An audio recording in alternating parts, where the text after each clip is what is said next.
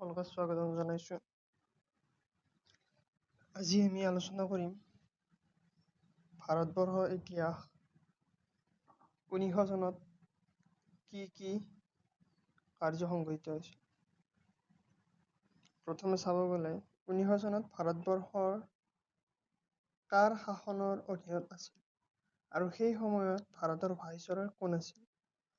উত্তৰত হ'ব 1900 চনত ভাৰতবৰ্ষ সম্পূৰ্ণৰূপে ব্ৰিটিছ শাসনৰ অধীনত আছিল আৰু ভাইচৰয় আছিল লৰ্ড কাৰ্জন।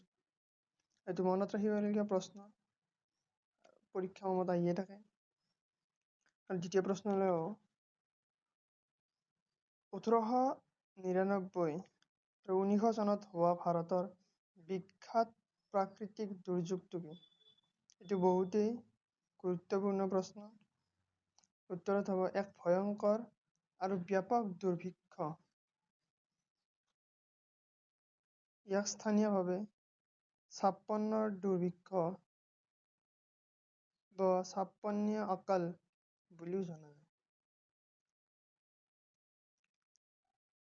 তৃতীয় প্ৰশ্নলৈ 1900 চনৰ সময়ছোৱাত ব্ৰিটিছ চৰকাৰে ভাৰতত যোগাযোগ ব্যৱস্থাৰ দ্ৰুত বিস্তাৰৰ বাবে কি পদক্ষেপ লৈছিল? উত্তৰত ব্ৰিটিছসকলে নিজৰ বাণিজ্যিক আৰু প্ৰশাসনিক স্বাৰ্থত ৰেলপথৰ দ্ৰুত সম্প্ৰসাৰণ কৰিছিল। এইটো এটা গুৰুত্বপূৰ্ণ প্ৰশ্ন হয়। চতুৰ্থ প্ৰশ্নলৈ 1900 চনৰ আৰম্ভণিতে ভাৰতৰ অৰ্থনীতি মূলতঃ কেনেধৰণৰ আছিল? বিভিন্ন ধৰণৰ পৰীক্ষাত এনেধৰণৰ প্ৰশ্ন অহা দেখা যায়। তো মনত ৰাখিব, ইয়াৰ উত্তৰত হ'ব মূলতঃ কৃষিভিত্তিক অৰ্থনীতি আছিল। 5 নম্বৰ প্ৰশ্নটো 1900 চনৰ সময়ছোৱাত অসমৰ কোনটো উদ্যোগৰ বিকাশ ধাৰাবাহিকভাৱে অব্যাহত আছিল?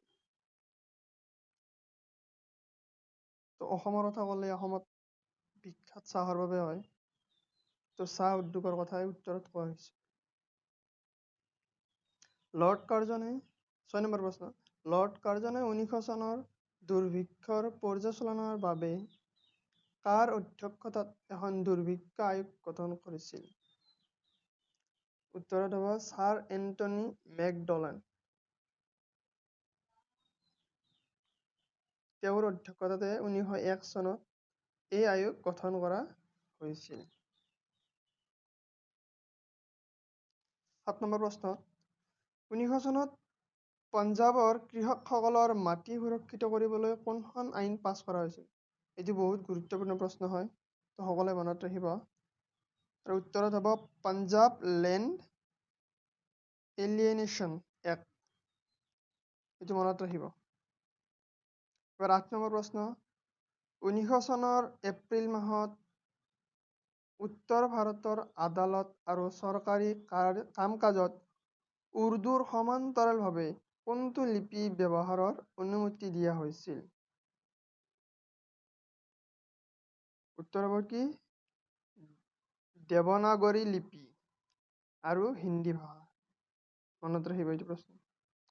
এবাৰ যদি আমি মাল্টিপল চইচ কুৱেশ্যনৰ ফালে আহোঁ, লৰ্ড কাৰ্জনে ভাৰতৰ ভাইচৰয় হিচাপে তলৰ কোনটো সময়ছোৱাত কাৰ্যভাৰ চম্ভালিছিল? কেতিয়াৰ পৰা চলাইছিল? তেওঁ 1899 চনৰ পৰা 1905 চনলৈকে। আৰু দ্বিতীয় প্ৰশ্নটো হ'ল 1900 চনত ব্ৰিটিছ ভাৰতত বিত্তীয় নীতি সংশোধনৰ বাবে কোনটো ব্যৱস্থা গ্ৰহণ কৰা হৈছিল? সেই সময়ত কি ব্যৱহাৰ কৰা হৈছিল? সোণৰ মানদণ্ড আৰু ব্ৰিটিছ পাউণ্ডক আইনী স্বীকৃতি প্ৰদান কৰিছিল। তৃতীয় প্ৰশ্ন 1900 চনৰ সময়ছোৱাত অসমৰ চাহ বাগিচাৰ বনুৱাসকলৰ দুৰৱস্থাৰ কথা ব্ৰিটিছ চৰকাৰৰ বিৰুদ্ধে সবলভাৱে দাঙি ধৰা মাধ্যমসমূহ কি আছিল? এইটো প্ৰশ্ন ADRE হওক SI হওক সকলো ধৰণৰ পৰীক্ষাত অহা দেখা যায়। তো মনত ৰাখিব অসমীয়া আৰু জোনাকীৰ দৰে সংবাদপত্ৰ আলোচনী। এই সংবাদপত্ৰৰ যে আলোচনী আছিল ইয়াৰ দ্বাৰা ব্ৰিটিছ চৰকাৰৰ বিৰুদ্ধে সবলভাৱে দাঙি ধৰাৰ মাধ্যম আছিল। চতুৰ্থটো প্ৰশ্ন, 1900 চনত ভাৰতীয় জাতীয় চেতনা ধীৰে ধীৰে শক্তিশালী হোৱাৰ মূল কাৰণ কি আছিল? প্ৰথম অপশ্যন কি ব্ৰিটিছৰ শোষণমূলক অৰ্থনৈতিক নীতি, পাশ্চাত্য তথা ইংৰাজী শিক্ষাৰ বিস্তাৰ, চৰকাৰী বৈষম্যমূলক আচৰণ, ওপৰৰ আটাইকেইটা কাৰণ।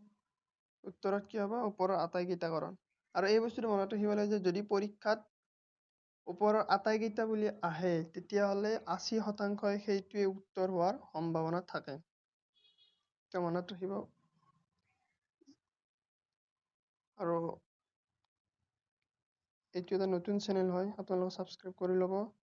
আৰু ইয়াৰ পিছত আমি 1901, 1902 ক্ৰমে 2026 চনলৈকে কি কি সংঘটিত হৈছে আমি চিৰিয়েল ৱাইজ পঢ়ি যাম।